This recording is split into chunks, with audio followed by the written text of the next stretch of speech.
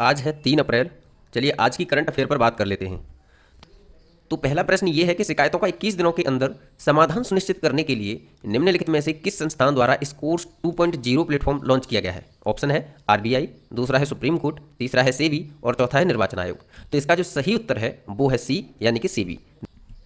प्रतिभूति बाजार यानी कि सिक्योरिटीज मार्केट में निवेशकों की शिकायतों का 21 दिनों के भीतर समाधान सुनिश्चित करने के लिए सेबी ने स्कोर्स 2.0 प्लेटफॉर्म लॉन्च किया है।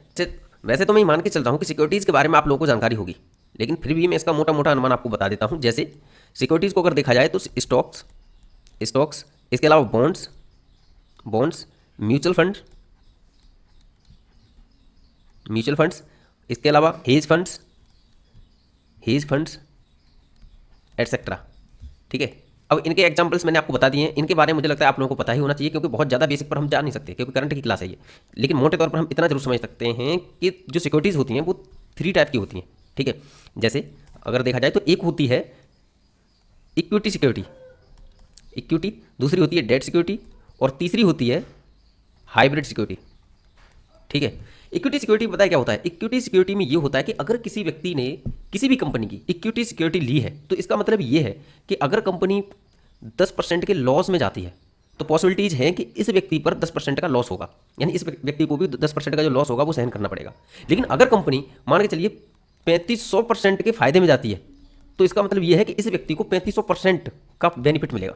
ठीक है, डेट सिक्योरिटी का मतलब ये है कि चाहे तो तुम्हारी कंपनी डूबे या फिर बहुत ज़्यादा प्रॉफिट ले, इनको इससे कोई मतलब नहीं होता। इनको मतलब होता है अपने इंटरेस्ट से। क्या? इंटरेस्ट से।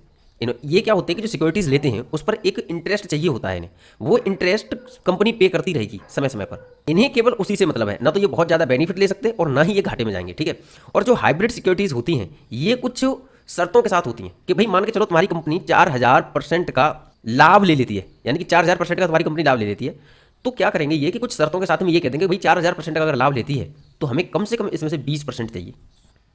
लेकिन अगर कंपनी नॉर्मल लाभ ले रही है तो इन्हें केवल 5% या 6% जो भी चल रहा होगा वो दिया जाएगा।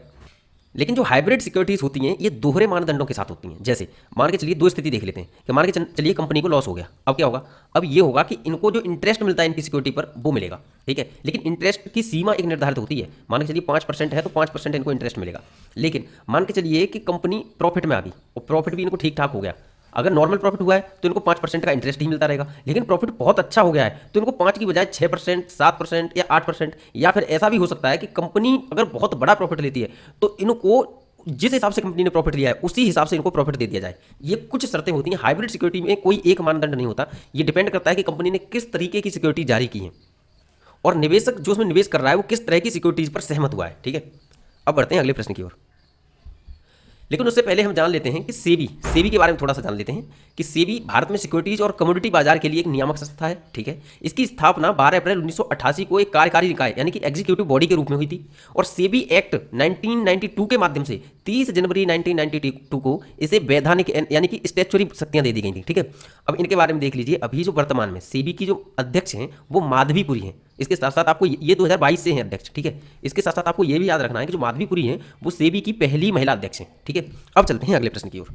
अगला प्रश्न कह रहा है कि हाल ही में निम्नलिखित में से किस ग्रह के एक उपग्रह पर ओजोन की खोज की गई है। ऑप्शन है शनि, दूसरा है मंगल, तीसरा है बृहस्पति और चौथा है शुक्र। तो इसका जो सही उत्तर है वो है सी यानी कि बृहस्पति। बृहस्पति सौरमंडल में सबसे बड़ा ग्रह है, ये बात हमें पता है। ठीक है, सबसे बड़ा ग्रह है और शनि के बाद में, क्योंकि शनि के पास सबसे ज़्यादा सैटेलाइट है, दूसरे नंबर पर इसके पास आती हैं। बृहस्पति के पास दूसरे नंबर पर सबसे ज़्यादा सैटेलाइट है। लेकिन याद रखना है कि सर्च की जा रही है, खोजी जा रही है, अभी खोजी नहीं गई है पूरी तरीके से। ये वर्तमान परिस्थिति के अनुसार कहा जा सकता है, अब फ्यूचर में क्या होगा कहा नहीं जा सकता। ठीक है, हो सकता है कि बृहस्पति के पास इससे और सही से भी ज़्यादा सैटेलाइट निकला है, क्योंकि खोज जा रही है लगातार। देख लेते हैं एक बार। वैज्ञानिकों की एक अंतर्राष्ट्रीय टीम ने बृहस्पति के उपग्रह कैलिस्टो, ये कैलिस्टो उपग्रह किसका है? इससे पहले भी कैलिस्टो की चर्चा आई है, तब भी मैंने कहा था कि इसको याद रखना है। ठीक है, कैलिस्टो पर ओजोन की खोज की है। कैलिस्टो पर ओजोन की खोज ऑक्सीजन की उपस्थिति का संकेत देती है, जो जीवन के लिए एक आवश्यक मौलिक घटक है। ऑक्सीजन की उपस्थिति का क्यों संकेत देती है? क्योंकि ओजोन का मतलब होता है O3 और ऑक्सीजन का मतलब होता है O2। समझ में आ रहा है?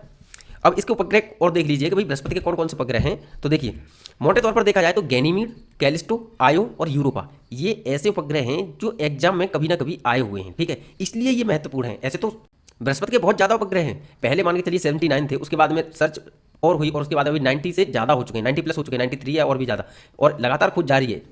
लेकिन इनमें जो मोटे मोटे तौर पर देखा जाए तो गैनीमीड, कैलिस्टो, आयो और यूरोपा महत्वपूर्ण है। ठीक है, अगर आप इनका चित्र देखना चाहते हैं तो देखिए ये है बृहस्पति और इनके आसपास जो ये घूम रहे हैं ये क्या है, ये है उपग्रह। ठीक है, जो ग्रह के चारों तरफ घूमते हैं वो उपग्रह होते हैं। ना तो ग्रहों के पास और ना ही उपग्रहों के पास खुद का प्रकाश नहीं होता है। क्या? खुद का प्रकाश नहीं होता है। फिर ये कैसे चमकते हैं? ये चमकते हैं सूर्य के प्रकाश से। सूर्य के प्रकाश से ये चमकते हैं, याद रखना। ठीक है, अगर इनमें से ही कोई उपग्रह, जो हम अभी जो कैलिस्टो की बात कर रहे हैं वो कैलिस्टो उपग्रह ये है। ठीक है, ये इस तरह से चमकता है, इसके पास भी खुद का प्रकाश नहीं है। चमकता किससे है? सूर्य के प्रकाश से चमकता है। ठीक है, आगे बढ़ते हैं अगले प्रश्न की ओर। अगला प्रश्न कह रहा है कि दिल्ली के इंदिरा गांधी नेशनल स्टेडियम में आयोजित 56वीं राष्ट्रीय खो खो प्रतियोगिता निम्नलिखित में से किसने अपने नाम कर ली है? ऑप्शन है एयरपोर्ट अथॉरिटी ऑफ इंडिया, दूसरा है इंडियन रेलवे, तीसरा है महाराष्ट्र और चौथा है गोवा। तो इसका जो सही उत्तर है वो है सी, यानी कि महाराष्ट्र। देखिए हुआ क्या है कि महाराष्ट्र खो खो प्रतियोगिता में महिला टीम और पुरुष टीम दोनों ही टीमों में महाराष्ट्र ही जीता है। अब जो पुरुष टीम है, पुरुष टीम में जो उपविजेता रहा था वो कौन रहा था? Indian railway. और जो महिला टीम है, महिला टीम में उपविजेता रहा था एयरपोर्ट अथॉरिटी ऑफ इंडिया। लेकिन दोनों में ही विजेता रहा है महाराष्ट्र। ठीक है, महाराष्ट्र 56वीं राष्ट्रीय खो खो चैंपियनशिप जीत लिया महाराष्ट्र ने। महाराष्ट्र ने 56वीं राष्ट्रीय खो खो चैंपियनशिप में क्रमशः रेलवे और एयरपोर्ट अथॉरिटी ऑफ इंडिया यानी एएआई को हराकर पुरुष और महिला दोनों खिताब जीत लिए हैं। ठीक है, अब बढ़ते हैं अगले प्रश्न पर। अगला प्रश्न कह रहा है कि हाल ही में निम्न में से किस यूरोपीय देश ने मनोरंजक कैनाबिस को वैध कर दिया है? ऑप्शन है फ्रांस, दूसरा है जर्मनी, तीसरा है पुर्तगाल और चौथा है स्पेन। तो इसका जो सही उत्तर है वो है बी, यानी कि जर्मनी। ये देखिए ये हरी पत्तियां होती हैं, इनसे कैनाबिस बनाया जाता है और ये एक नशीला पदार्थ होता है। ठीक है, जिसे भारत में यहाँ के साधु संत अधिक यूज करते हैं। देखिए हाल ही में जर्मनी ने मनोरंजक कैनाबिस को वैध कर दिया है। 18 वर्ष से अधिक उम्र के वयस्कों को अब 25 ग्राम ले जाने और 3 पौधों तक की खेती करने की अनुमति है।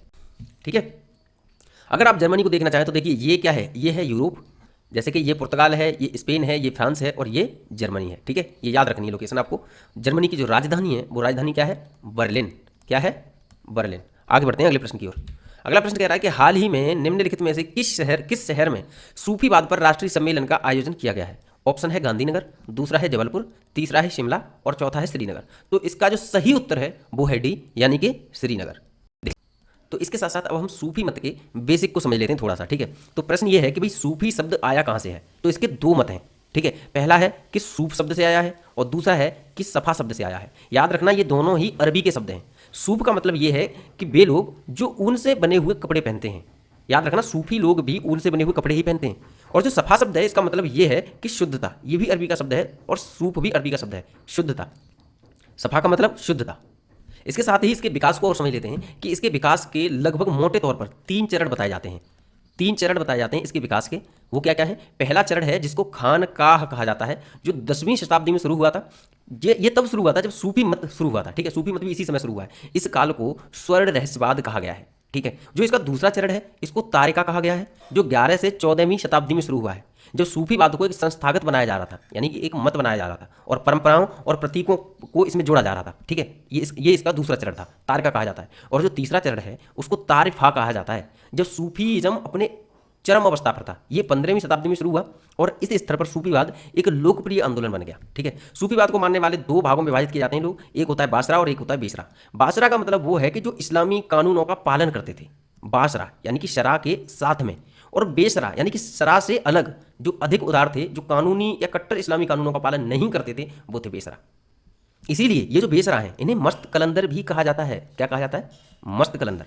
ठीक है, इसके साथ साथ आपको ना मैं इसमें एक चीज़ नहीं डाल पाया हूँ और वो ये है कि आपको इसमें प्रमुख सूफी मत पहली चीज़, और दूसरा इसके जो प्रवर्तक हैं वो प्रवर्तक। ठीक है, और तीसरा भारत में स्थान। ठीक है, और प्रवर्तक में भी ये याद रखना है कि सूफी मत के किसी भी स्पेसिफिक मत के प्रवर्तक कौन है और भारत में उसके प्रचारकर्ता कौन है। इन तीनों चीज़ों को याद कर लेना है अच्छे से। ठीक है, क्योंकि ये प्रश्न बहुत महत्वपूर्ण है, आता रहता है एग्जाम में अक्सर। अब बढ़ते हैं अगले प्रश्न की ओर। अगला प्रश्न कह रहा है कि किस राज्य में भव्य बसंत सांस्कृतिक महोत्सव शिग्मोत्सव मनाया गया? ऑप्शन है सिक्किम, दूसरा है अरुणाचल प्रदेश, तीसरा है लद्दाख और चौथा है गोवा। तो इसका जो सही उत्तर है वो है डी, यानी कि गोवा। 26 मार्च से 8 अप्रैल 2024 तक मनाया जाने वाला शिग्मोत्सव गोवा में बसंत के मौसम में होली तथा अन्य परंपराओं के साथ, जिसमें परेड, लोक नृत्य और झांकियां शामिल हैं, मनाया जाता है। ठीक है, ये याद रखना है, ये हर साल मनाया जाता है। अगला प्रश्न है कि हाल ही में जूडिथ सुमनवा तुलका, इनका नाम याद रखना, ये बेहद महत्वपूर्ण प्रश्न बनने वाला है, याद रखना। ठीक है, ये इंपॉर्टेंट प्रश्न है। जूडिथ सुमिनवा तुलका किस अफ्रीकी देश की पहली महिला प्रधानमंत्री चुनी गई हैं? ऑप्शन है मोरक्को, दूसरा है दक्षिणी सूडान, तीसरा है कांगो गणराज्य और चौथा है सोमालिया। तो इसका जो सही उत्तर है वो है सी, यानी कि कांगो गणराज्य। देख लीजिए एक बार, कांगो लोकतांत्रिक गणराज्य ने जूडिथ सुमिनवा तुलका को देश की पहली महिला प्रधानमंत्री नियुक्त किया है। ठीक है, कांगो संसाधन संपन्न पूर्वी प्रांतों में रवांडा के साथ चल रहे टकराव में उलझा हुआ है, ये बात याद रखनी है। दूसरी, कांगो की सेना और रवांडा द्वारा समर्थित M23 समूह के बीच भीषण संघर्ष जारी है। अब इसको ना थोड़ा मैप के थ्रू समझते हैं। देखो, जैसे ये है अफ्रीका, ठीक है, ये है अफ्रीका, ये है कॉन्गो, ये क्या है? Democratic Republic of Congo, Congo. इसके बगल में देखिए थोड़ा सा, ये येलो कलर का जो मैप दिखाई दे रहा है, ये है युगांडा। ठीक है, अब इसके नीचे दो देश और हैं। ठीक है, दो देश और हैं, और क्या नाम है उनका? एक का नाम है रवांडा और एक का नाम है बुरुंडी। क्या है? बुरुंडी।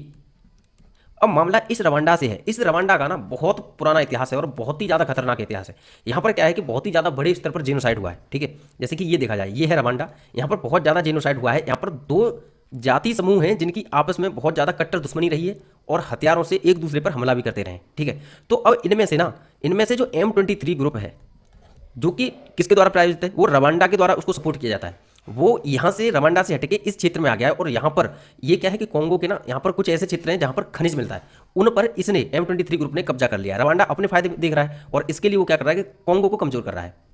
ठीक है, तो इसकी ना कॉन्गो की कैपिटल और रवांडा की कैपिटल, ये कैपिटल्स वगैरह आप लोगों को खुद ही याद करनी है, याद रखना है। ठीक है, और थोड़ी सी लोकेशन दिमाग में रखनी है। अगर कल को ये प्रश्न आ जाए कि जो कॉन्गो है वो स्थलबद्ध क्षेत्र है, तो इस चीज़ का आपको पता होना चाहिए कि स्थलबद्ध क्षेत्र है या नहीं। या रवांडा आ जाए या युगांडा आ जाए तो आपको पता होना चाहिए कि ये स्थलबद्ध क्षेत्र है या नहीं। ठीक है, आगे बढ़ते हैं। अगला प्रश्न कह रहा है कि हाल ही में निम्नलिखित में से कौन से दो देश यूरोपीय यात्रा क्षेत्र शेंगेन क्षेत्र में आंशिक रूप से सम्मिलित हुए हैं? देखो, ये भी महत्वपूर्ण है, याद रखना। ठीक है, ये इंपॉर्टेंट है, याद रखना। शेंगेन क्षेत्र क्या है? ऐसे इस टाइप से आ सकता है प्रश्न। ऑप्शन है एस्टोनिया और लाटविया, दूसरा है रोमानिया बुल्गारिया, और तीसरा है स्वीडन और फिनलैंड, और चौथा है लिथुआनिया और रोमानिया। तो इसका जो सही उत्तर है वो है बी, यानी कि रोमानिया और बुल्गारिया। देखिए, देखो ये जो देख रहे हो आप, ये जो नारंगी कलर का दिखाई दे रहा है, ये है रोमानिया। ठीक है, और जो आप ग्रीन कलर में देख रहे हो वो है बुल्गारिया। ठीक है, शेंगेन क्षेत्र के बारे में और समझ लीजिए कि दुनिया में सबसे बड़ा मुफ्त यात्रा क्षेत्र है। इसका मतलब क्या हुआ कि देखो, मान के चलो अगर आप यूरोप में यात्रा के लिए जाते हैं तो यहाँ पर तो बहुत ज़्यादा देश हैं। तो अगर मान के चलो आप फ्रांस से घुसे, और फ्रांस से घुसने के बाद में अगर आप जर्मनी में एंट्री करना चाहते हैं, या फिर आप मान के चलिए स्पेन में एंट्री करना चाहते हैं, या आप इटली में एंट्री करना चाहते हैं, तो क्या आपको अलग अलग वीज़ा लेना पड़ेगा? सोचने वाली बात है। यहाँ पर मान के चलिए यहाँ फ्रांस के लोग हैं, वो अगर जर्मनी में वो अगर मान के चलिए स्पेन में जाते हैं, या इटली में जाते हैं, या जर्मनी में जाते हैं, तो क्या इनको भी अलग से वीज़ा लेना पड़ेगा? नहीं। इनके लिए इन्होंने क्या किया है कि 1985 में शुरू हुआ ये, और एक ऐसा समझौता किया गया कि अगर कोई व्यक्ति किसी एक देश का वीज़ा लेके अंदर आता है तब तो वो उसी देश का वीज़ा माना जाएगा। लेकिन एक इन्होंने कॉमन वीज़ा बनाया जिसे बोला गया शेंगेन वीज़ा। क्या बोला गया? Schengen visa. अगर कोई व्यक्ति फ्रांस में घुसता है और वो शेंगेन वीज़ा के आधार पर घुसता है, इसका मतलब ये है कि यूरोप के वे सभी देश जो शेंगेन क्षेत्र का हिस्सा है, और ज़्यादातर हिस्सा है भी, क्योंकि ये मान के चलिए करीब करीब 29 देश तो हिस्सा है, और ये दो और मिल जाएंगे, उसके बाद में कम से कम 31 देश हो जाएंगे। वो सभी देशों में घूम सकेगा फिर वो व्यक्ति। यानी ऐसा ही रूल इन लोगों पर भी होगा कि मान के चलिए कोई भी जर्मनी का व्यक्ति अगर किसी भी शेंगेन क्षेत्र में जाना चाहता है तो बिना किसी वीजा के या बिना किसी अधिक जांच पड़ताल के वो आसानी से ऐसे ट्रेवल कर सकता है जैसे हम लोग अभी अपने एक प्रदेश से दूसरे प्रदेश में ट्रेवल करते हैं। ठीक है, ये चीज़ याद रखनी है आप लोगों को। अब देख लीजिए एक बार कि शेंगेन जर्मनी और फ्रांस की सीमा पर लग्जमबर्ग के एक छोटे से गांव का नाम है, जहां शेंगेन समझौते और शेंगेन कन्वेंशन पर क्रमशः 1985 और 1990 में हस्ताक्षर किए गए थे। ठीक है, तो देखो अगर आप रोमानिया और बुल्गारिया को अगर करीब से देखना चाहते हैं तो देखिए ये है रोमानिया, ये है रोमानिया और ये है बुल्गारिया। ठीक है, तो रोमानिया की जो राजधानी है वो क्या है? बुखारेस्ट। और जो बुल्गारिया की राजधानी है वो क्या है? सोफिया। ये चीज़ें याद रखनी है आपको, इनकी कैपिटल्स वगैरह भी। ठीक है, आगे बढ़ते हैं।